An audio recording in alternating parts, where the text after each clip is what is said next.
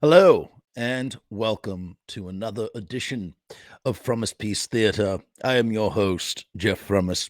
Today, we shall be reading from another chapter of our book here, the novelization of The Return of the Living Dead, adapted by John Russo, based on the screenplay by Dan O'Bannon. When we last left off in our story, our heroes, or perhaps we should think of them more as bumbling fools, Frank and Freddy accidentally released a glowing green gas known as 2,4,5 trioxin out of the barrel, containing what we will here refer to as the tar man.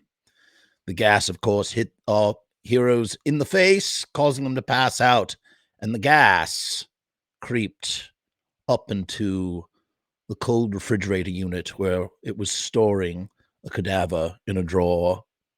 What further could possibly happen? Let's read and find out. Chapter 4.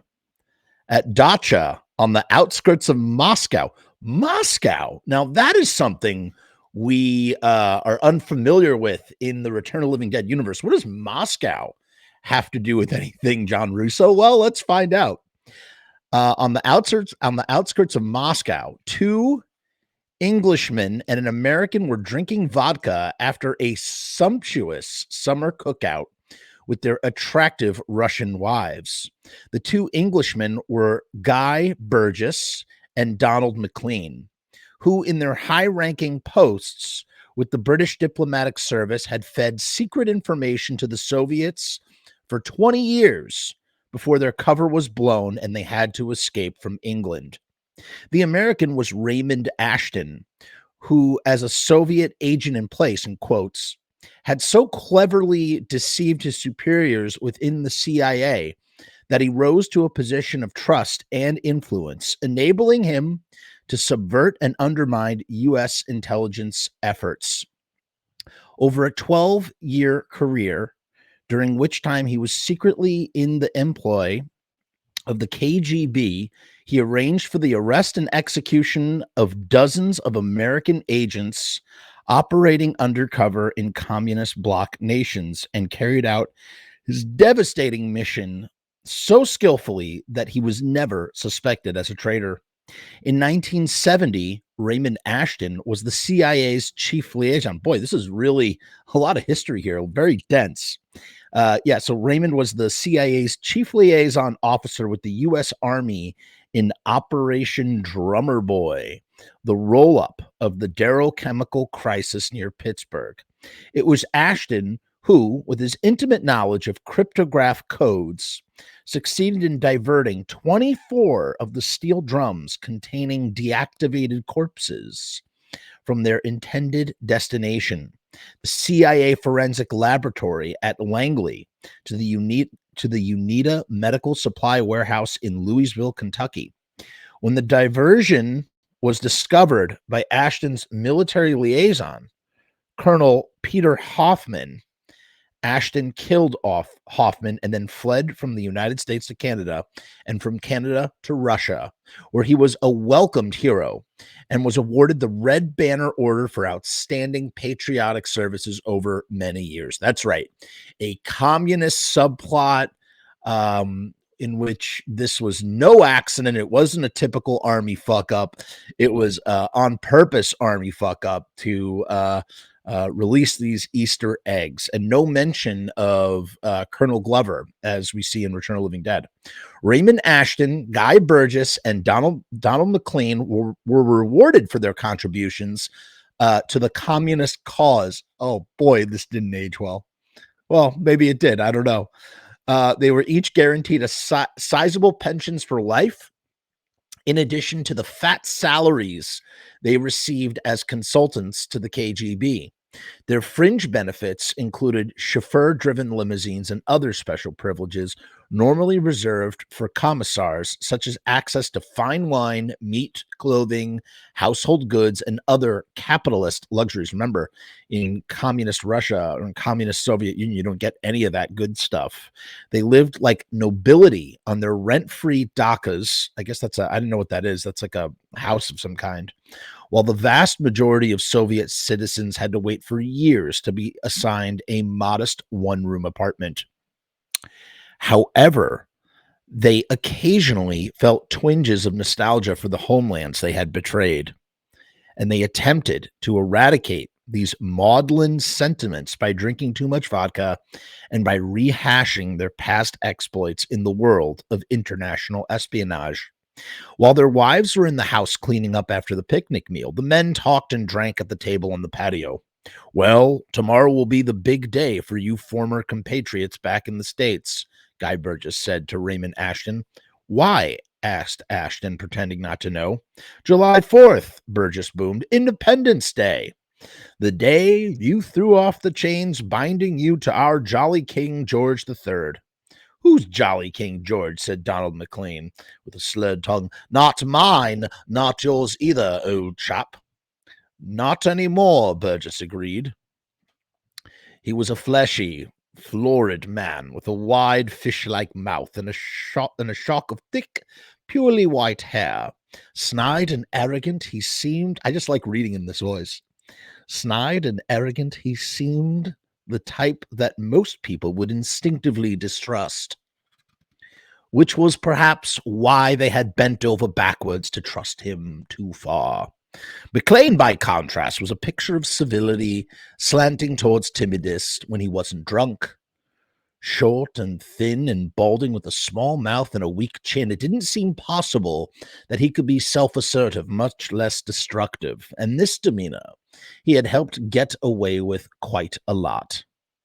How long now since you, defected? He said to Raymond Ashton. 14 years, said Ashton. Oh, he's American. 14 years, said Ashton. 14 years since Operation Drummer Boy. He took a hearty sip from his tumbler full of Russian vodka, much stronger than any American brand. He was drinking it neat, in that Russian manner, instead of diluting it with ice. A closet alcoholic before defecting, his alcoholism was pretty much out in the open now, especially when he was with his friends. Even so, he still had a more commanding presence than they, and managed to look more youthful despite the fact that, like them, he was in his late 50s. His light brown hair did not easily show. Like, do we need all this description? His light brown hair did not easily show its streaks of gray. His pale blue eyes retained an alert, antithetical gleam, and his body was still lean and hard thanks to a daily regimen of jogging and calisthenics that kept at bay the deteriorating effects of his alcohol addiction. Seems to me it's about time for the drum beat to start rolling again, Guy Burgess joked, referring to Operation Drummer Boy. I don't know who's who. Unless they've rolled it up tight since then, said McLean. After all, they've had 14 years to do it. What do you think, Raymond? Ashton said, Comrade Zoltov and I had a discussion about the very topic last week. Burgess and McLean perked up. Gregory Zoltov was the first director of the KGB division, to which all three defectors had been assigned in Moscow. It was unusual these days, removed from the heavy action as they were, for any of them to have a private audience with the first director. So the other two men at the picnic table were keenly interested as to what Ashton could or would say more about what he and Zoltov had discussed. I should think, Burgess prodded, that 14 years would... I should think, Burgess prodded, that 14 years be enough time for the CIA or the U.S. Army to locate the 24 missing drums. Yes, our former associates should be quite up to such a task, McLean chuckled, even with them being as incompetent as we know them to be. Burgess laughed. But Ashton didn't. Comrade Zoltov and I believe the other... Comrade Zoltov and I believe otherwise, he squelched. with underlying anger in his voice and a piercing cold glint in his pale blue eyes. The other two men understood why he was reacting so vehemently. He was the only one of the three whose final mission as a bona fide spy might still be playing itself out, and it might, even at this late date, have devastating repercussions upon the enemy. The rest of the work that these defectors were concerned with these days was a dull, timid, and boring. And the insulting, demeaning part, the part that drove them all to drink too much, was that they sensed that their fellow Soviets didn't truly trust them. They had harmless, undemanding, and uninspired desk jobs, as if their superiors suspected that they might switch their loyalties back to their homelands if they were trusted with something vital. The vodka and his longing for renewed sense of self-importance caused Raymond Ashton's tongue to loosen in an attempt to impress his companions. He told them that Comrade Zortov confided to me that according to our intelligence sources, the 24 steel drums are still stored exactly where I misdirected them. Neither the CIA nor the U.S. Army has tracked them down in all of this time. I told Zoltov that this doesn't surprise me at all. I must I myself I myself reprogrammed the computer and scrambled cryptographic codes. What are these cryptographic codes? After the shipment was on its way. I might have gotten away with it and remained an agent in place if Colonel Hoffman hadn't stuck his nose in where it didn't belong. Even still, if I would have had time to make his death look like an accident. ... You were better off defecting, said Burgess, running his fingers through his white hair. We all were. Time was running out on us. We'd have eventually been caught. We live well here, said McLean, trying to convince himself as much as the others. Exceptionally well. Where else would we have such lovely wives, 20 years younger than ourselves, and without their pretty little heads screwed up by the women's liberation movement and other decadent capitalist nonsense? I'll drink to that, said Ashton, and they all had a toast and laugh. I still don't see, Burgess mused, how Zotov could be so sure that those drums haven't been discovered. The CIA probably located them and got rid of them by now, safely decontaminated. They wouldn't want us to know, of course, so they probably planted a bit of disinformation in Zartov is falling for it. Do you honestly believe that the first director is that stupid? Ashton sneered. I can disabuse you of that notion. 6 months ago, KGB agents in America serendipitously entered the warehouse of the medical supply company in Louisville. They inspected the drums and their contents. The corpses are still inside. Wait a minute. So they actually went KGB. I forgot this part. So 6 months ago, KGB agents in America entered the warehouse and snuck into the Unita Supply medical house. They inspected the drums and their contents. The corpses are still inside, but the drums are old, corroded, and ready to crack. It will happen again, McLean crowed, clapping Ashton on the shoulder in drunken glee. Yes, Burgess said, if what you say is true. It is, Ashton smirked. It is only a matter of time, and the terror will be loose upon our enemies once again. Okay, we'll go into chapter 5. So that was the most ridiculous chapter. I remember reading that and just being like, what is this fucking, why did he have to add that? The only thing I could guess is maybe, I don't know if this is one of those deals where you get paid for every, a dime for every word you write. And maybe he just, squeezed out an extra chapter of ridiculousness just so he could, make an extra buck. I can't blame him for that. Chapter 5. Tina Vitale hated riding in Suicide's ancient beat-up convertible, which stunk of cat shit even with the top down.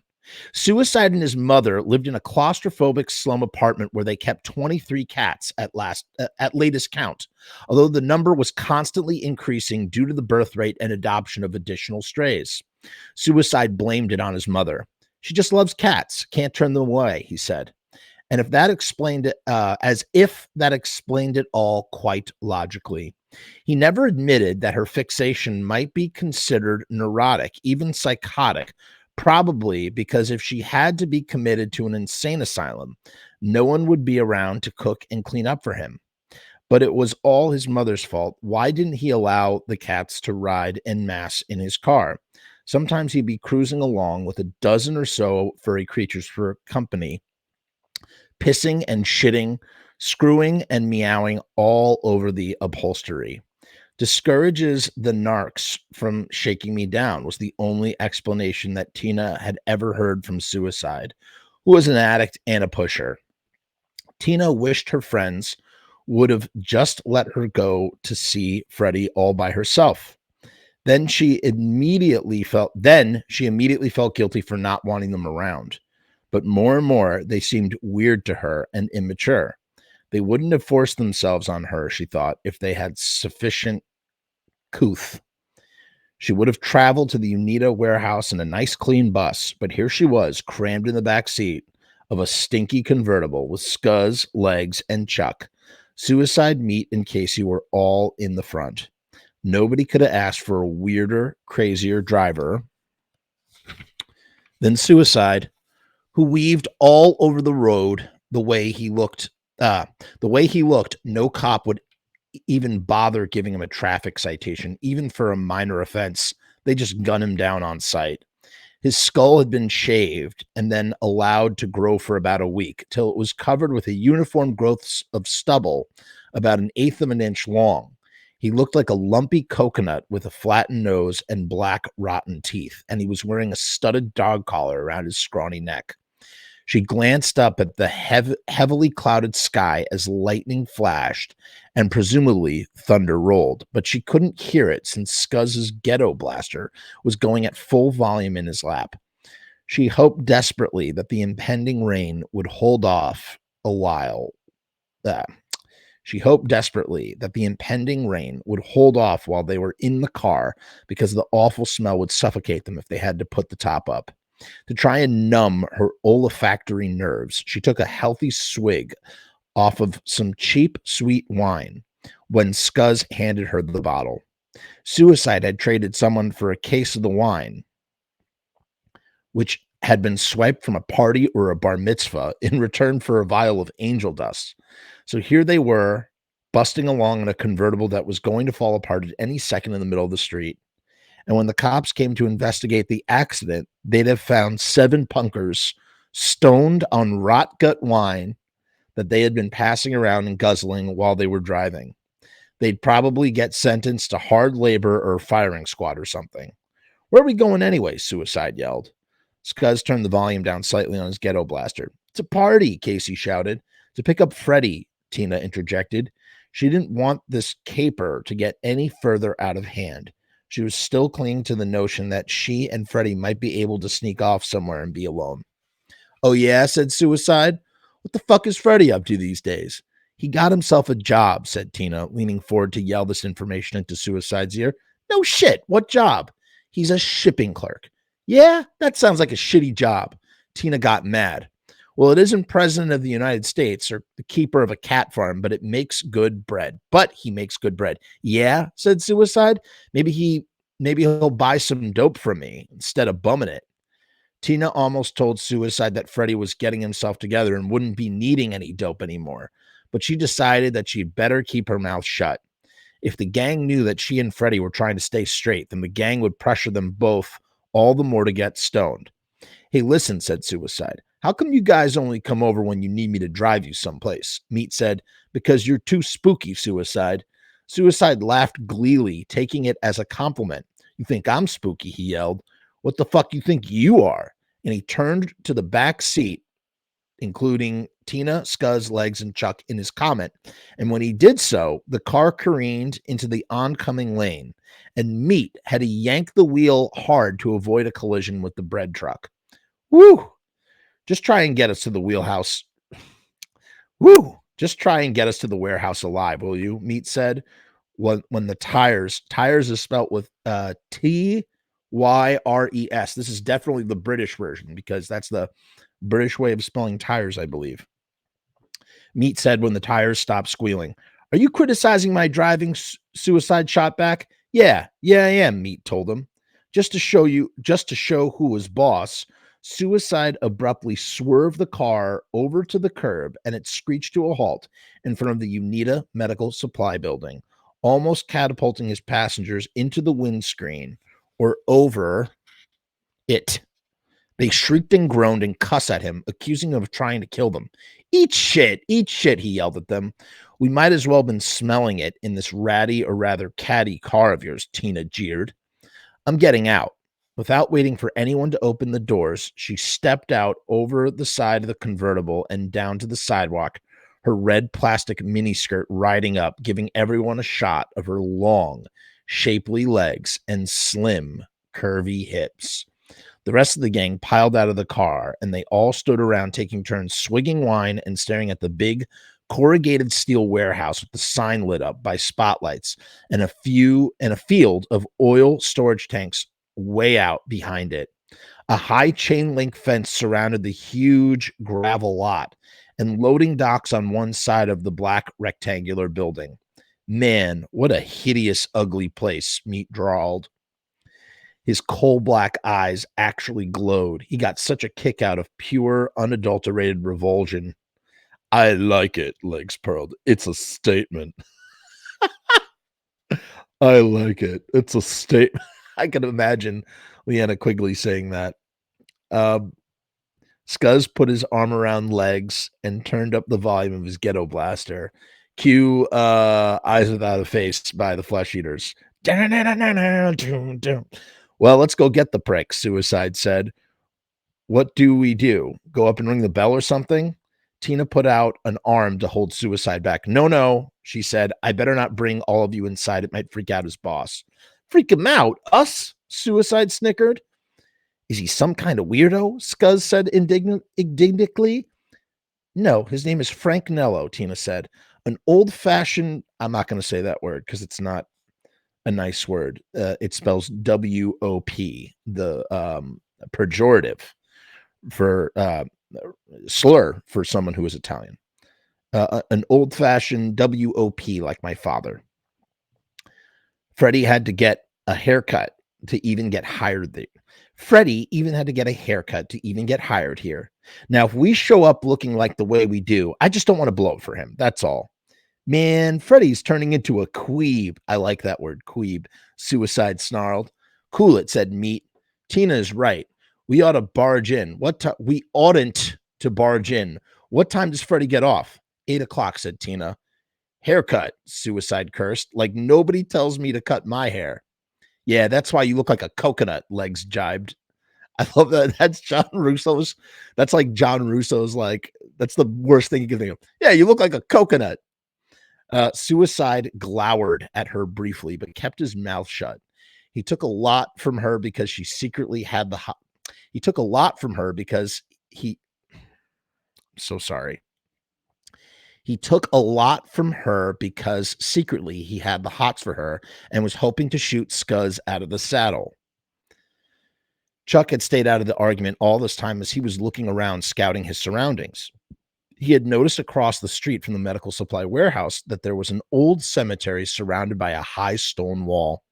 The sign above the arch gate said Resurrection Cemetery. Hey, gang, Chuck said, pointing at the sign. We can go wait for Freddy over there. Not too many of Chuck's suggestions were ever heeded, but he felt that this time he ought to score.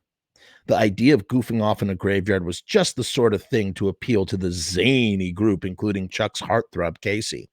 He was tickled when she squealed. Great, really rad. I dig it, said Meat. We can lay on the grass between the tombstones and maybe do up a few joints till our man gets off work.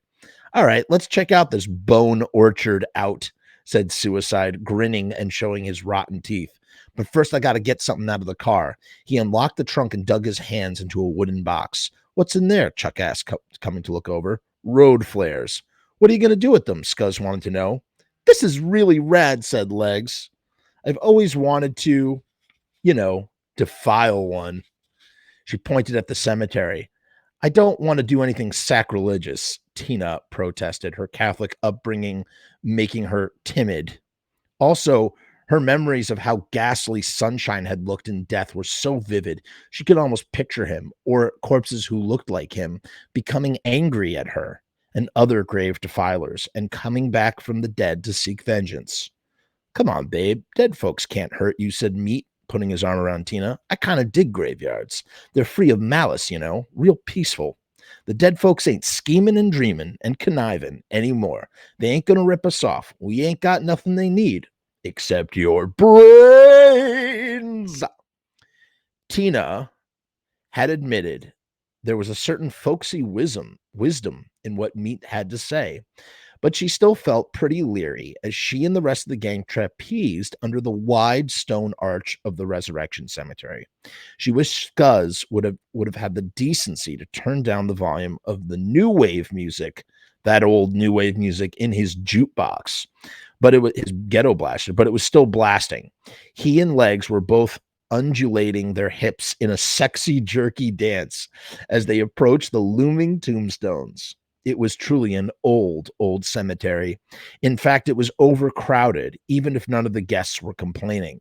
The gravestones and monuments seemed to be piled shoulder to shoulder, jostling each other for elbow room. Interspersed were numerous above-ground crypts, like little stone houses, some relatively plain and some utterly ornate. This place is a stroke, Suicide giggled, gesturing mad with a fistful of road flares.